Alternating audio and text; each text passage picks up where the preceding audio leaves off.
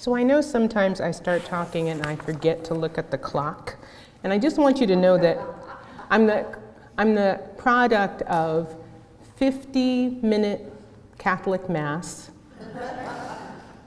60-minute Jehovah's Witness service, and Black gospel church when you never knew when you were going to go home. So I'm going to try to talk fast so that I can get through all of this.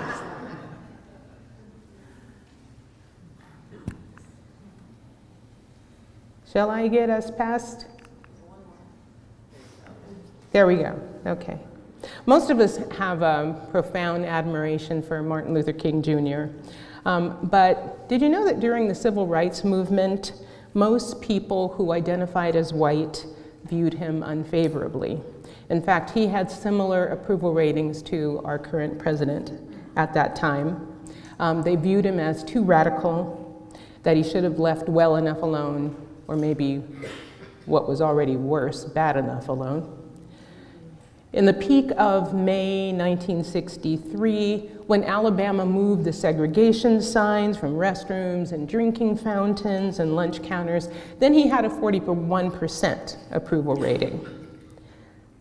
But after that situation was considered old news, by August 1966, 63% of people who identified as white viewed him unfavorably, and 44% of that viewed him as highly unfavorable.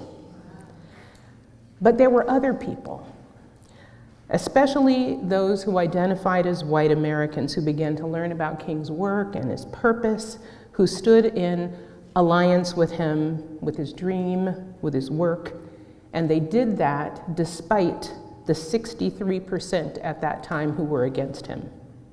And so I think the story of Martin Luther King Jr. is incomplete without recognizing that he didn't work alone. He was out there. He was definitely out there. He was the face of civil rights.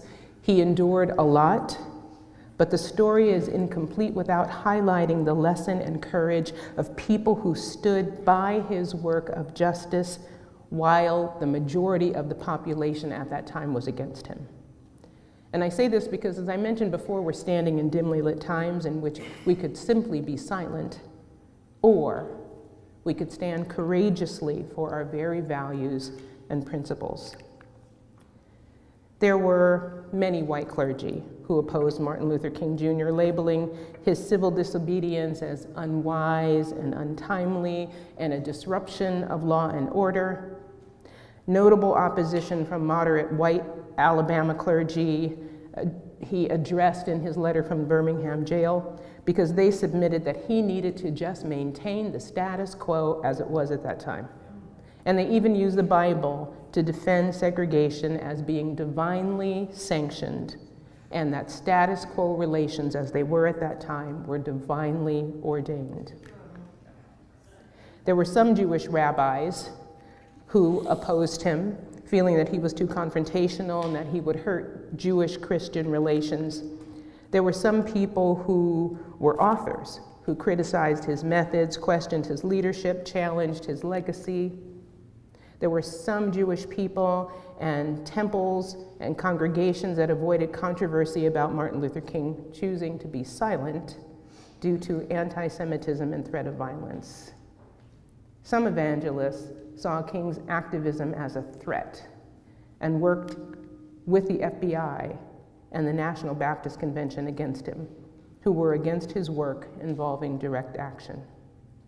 Many publicists were segregationists and modern conservatives who attacked his anti-war position and alleged that he was Marxist.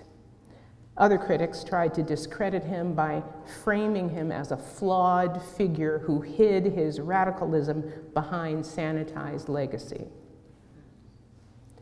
There were educators who were part of a broader system of segregation and massive resistance to integration. And there were many in the military establishment who viewed him as a subversive threat due to his anti-Vietnam War position and civil rights activism, and even soldiers, especially Black soldiers, who faced racism at home and in the military who felt a connection to his message, but were also part of the very institution that enforced the war and suppressed riots. There were many white-owned businesses in the South, especially those reliant on segregated labor, actively resisted integration, viewing King's movement as a threat to their economic structure and their social order. This was the kind of opposition that King Jr. faced, from business owners, clergy, evangelists, rabbis, ministers, unions, educational facilities groups, publicists, and the military, and anyone who stood with him. Anyone who stood with him. So I just showed you several people, but what if you were a single person amid groups that would have hated you because they would have considered you a traitor because you stood for the values that King did? What if you were a single person who stood against people whose goals were to disown, defame, silence, change, and eliminate the very values that Martin Luther King stood for and that you also believed? What if you were the person who stood up, who stood beside King, stood beside his view of a world of love, the dream of love that was equally displayed for anyone? What if each of those persons that I just showed you did not represent those negative people, but were people who were true allies, who believed in a world grounded in love, and who stood on the side of justice? What if these people were not the ones who hurt the movement at that time, but stood up for that movement? What if that was you? Well, each of those people did stand up. I showed you their pictures just 'cause. So what if you were Reverend James Reeb? He was a Unitarian Universalist minister, pastor, and activist during the Civil Rights Movement. He participated in the march from Selma to Montgomery, and if you have never done that, you should. I did it last year. I will do it again this year. But while participating in that march, he was murdered, dying of head injuries in the hospital 2 days after being severely beaten. 3 men were tried for his murder, and they were acquitted by an all-white jury. And then there was Edgar Chandler. He was a congregational minister, Navy chaplain, and active leader in the Civil Rights Movement. One of his acts in the Civil Rights Movement was to go to a segregated beach called Rainbow Beach in Chicago, and he hosted a multiracial wade-in, as you can see there. This very strange scene, orchestrated by him, hit the news, and they said small groups of black beachgoers decked out in bathing suits and sunglasses were bordered by officers standing shoulder to shoulder. Beyond them milled a throng of 3,000 white onlookers. Strange scene. And then in 1967, he moved with his family to the west side of Chicago to an all-black neighborhood as part of a movement to promote equal housing in the city. And later he hired Jesse Jackson to be a part of the Church Federation of Greater Chicago. And then there's this rabbi, Rabbi Jacob Rothschild from Atlanta, who was known for his courageous leadership in the Civil Rights Movement. He was the spiritual head of the Temple Hebrew Benevolent Congregation after the bombing of that synagogue due to his very activism. He fostered Black Jewish unity in every circle that he could, and he attended with Martin Luther King the first integrated banquet. And then there's Cy Dressner. He was a rabbi with he was an American Reform rabbi who served as the president of the Education Fund for Israeli Civil Rights and Peace. He was the foremost rabbinic participant in the civil rights movement, one of 3 rabbis who was closest to Martin Luther King Jr. He was arrested in the Freedom Ride protests in 1961. He was a prisoner 4 times in prisons in Florida and Georgia from 1961 to 1964. He was an outstanding rabbinic leader in the struggle against the war in Vietnam and for the rights of the poor, women, immigrants, gays and lesbians, disabled people, and racial, religious, and ethnic minorities.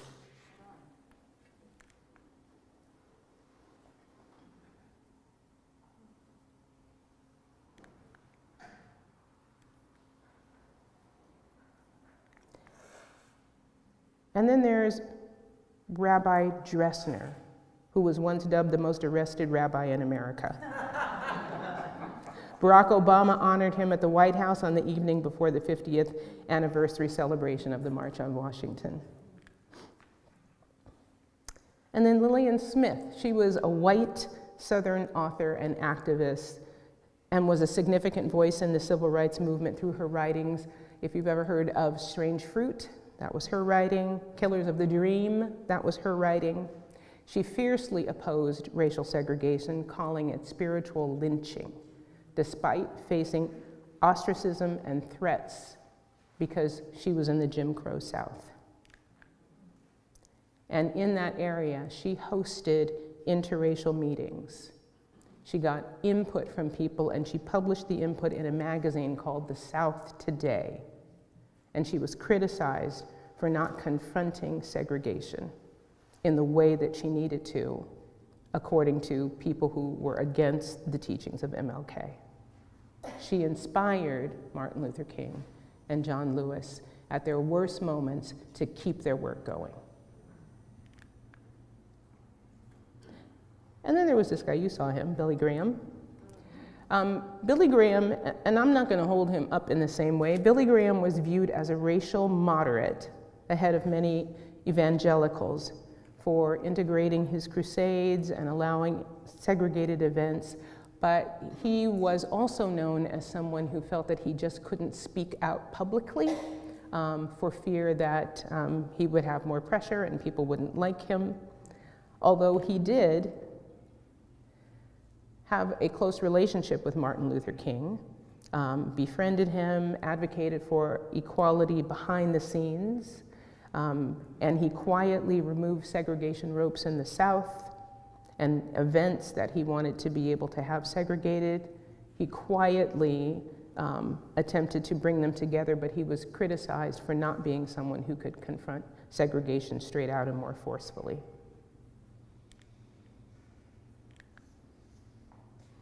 And then Ralph McGill. He was the editor of a newspaper. And he used his columns to advocate for racial equality, to condemn segregation, to challenge white Southerners to accept equality as something that was just a given and was inevitable. He earned acclaim and threats for his courageous stance because his name was attached to every single article that he wrote.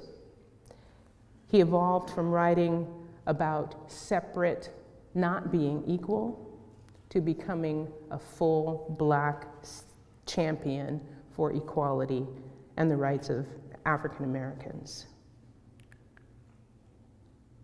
And this is Anne Braden. She was an American civil rights activist, journalist, and educator dedicated to the cause of racial equality. She and her husband bought a suburban house for an African American couple who couldn't, by law, purchase a home during Jim Crow. White neighbors burned the house and bombed it. She wrote Look at her there, much older, and she was still going. She wrote and organized for the Southern Christian rights movement. She was one of the nation's most outspoken white anti-racist activists, organizing across racial divides, environmental issues, women's issues, nuclear issues, and other civil rights issues. And this is Jonathan Daniels. He was an Episcopal seminarian and a civil rights activist. In March of 1965, he answered the call of Martin Luther King, who was recruiting students and clergy to join the movement in Selma to march for rights from Selma to Montgomery. In Selma, he stayed with a local African American family, and over a period of months worked to try to integrate the local Episcopal church by taking groups of African Americans to church with him, even though the members of the Episcopal church did not welcome them. And then on August 14th, 1965, he, with a group of 29 protesters, went to Fort Deposit, Alabama, to picket white-only stores. The protesters were arrested, transported in a garbage truck to jail. 5 protesters were released. The rest, including Daniels, were held for 6 days in the summer heat in a facility with no air conditioning. On August 20th, the prisoners were released without transport to Fort Deposit. They waited near the courthouse jail. Daniel and 3 others, a white Catholic priest and 2 black female activists, walked to buy a cold soft drink at a nearby store, the only store that would have accepted people who were black. And when they got there, an unpaid special deputy was standing at the entrance, barring the door, holding a shotgun, and had a pistol in the holster. When he leveled the gun at 17-year-old Ruby Sales, Daniels pushed her back and caught the full blast of the shotgun and was instantly killed. The Episcopal Church named him among their martyrs.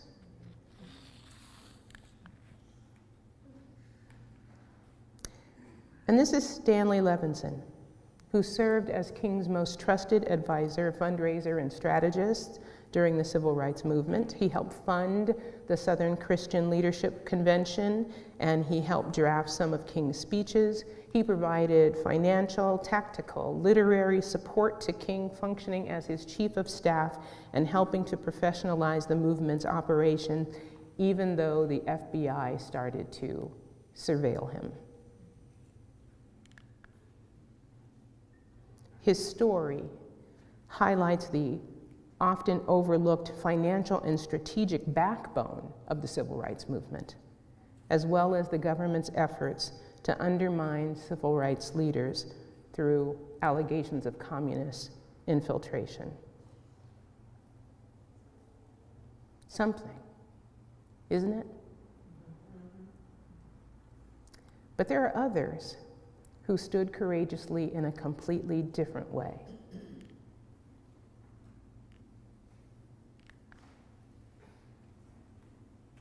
Does anyone know who that is? Love. This is Richard Loving, who stood courageously on behalf of love and rights. In 1967, Richard Loving and his wife Mildred successfully fought and defeated Virginia's ban on interracial marriage via the historic Supreme Court ruling, which has made marriage possible, interracial marriage possible for many people. They were criminally charged with interracial marriage. That was the charge. You're charged with marriage. And they were forced to leave the state in order to avoid jail. With the help of the ACLU in '67, the Supreme Court ruled in their favor, striking down all state anti-miscegenation laws as unconstitutional. 8 years later, a drunk driver struck the Loving car and Richard was killed. There have been 3 movies made about their story. One of them is entitled Loving. which if you haven't seen it, you might. On the 40th anniversary of the ruling, Mildred Loving said, I quote, "I am still not a political person, but I am proud that Richard's and my name is on a court case that can help reinforce the love, the commitment, the fairness, and the family that so many people, black or white, young or old, gay or straight, seek in life. I support the freedom to marry for all. That's what loving and loving is all about."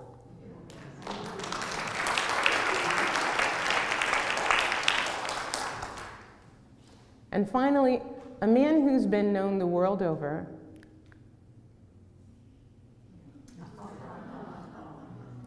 found a way to push back and to stand beside others in his desire for everyone to be known as a neighbor, no matter who they are, because of who they are.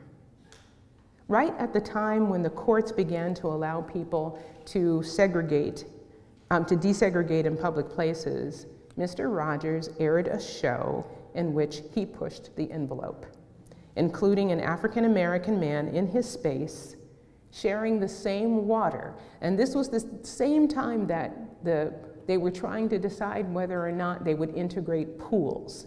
He created a mini pool there by inviting this man of color to share his water and to share his towel.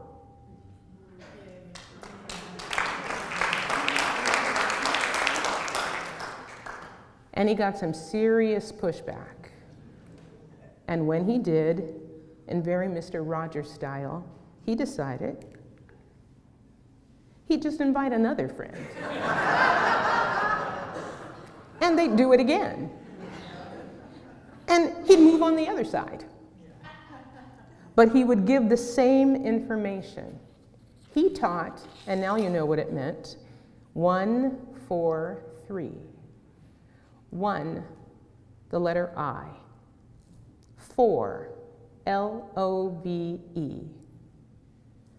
U, 1, 2, 3.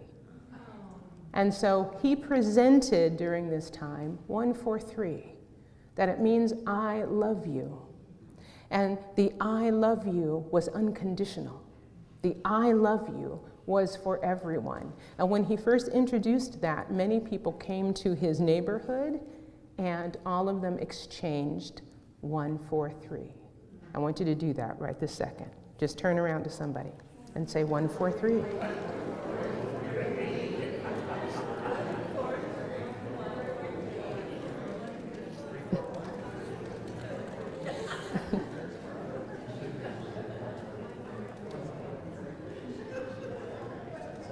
These were examples of just a few people who fought as allies of love and justice for all.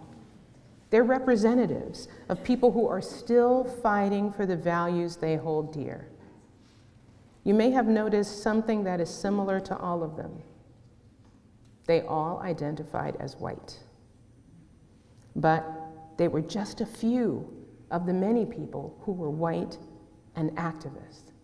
Their actions, their stories, indicate that while others looked at unjust laws and policies and they tried to argue its legality, their actions argued the morality. While Martin Luther King Jr. said, "The arc of the moral universe is long, but it bends toward justice," these courageous people lived a life that showed that the arc of justice bends with pressure. It bends with change. It bends with not giving up. It bends with standing up, standing for, standing beside, standing before what is right, even when all other people who look like you are against you too.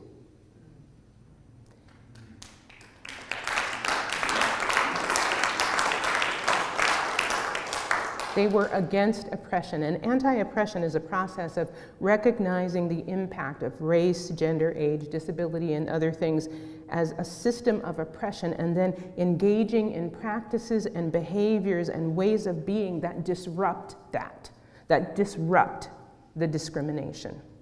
Anti-oppression activists who identify as white recognize that these areas often advantage white people and disadvantage people of color. And through inequitable systems of institutional power and violence, these things occur. And these white activists stood up when the majority stood down. So by naming some of these white activists, we show that for as long as there have been racial and other forms of oppression, there have been white people too who have stood in solidarity. It's time to change the narrative of Black oppressed, white racists.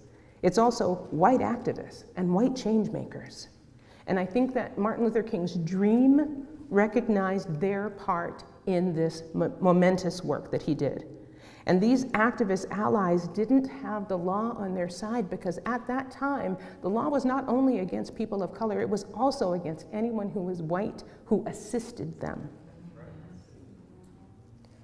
And King had to have known of the different type of courage that it took for white allies who might have been viewed by traitors of their race and religion. He had to have known that they were trying to hold inclusive love as stronger than fear and moving forward. Their example should empower us to avoid silence over oppression for the dream of an inclusive world at all cost. And by the way, it wasn't until after Martin Luther King's death in 1968 Pew Research did a study in 2011 which showed a massive shift in people who appreciated and were favorable to Martin Luther King, with 93% of white adults holding a favorable view.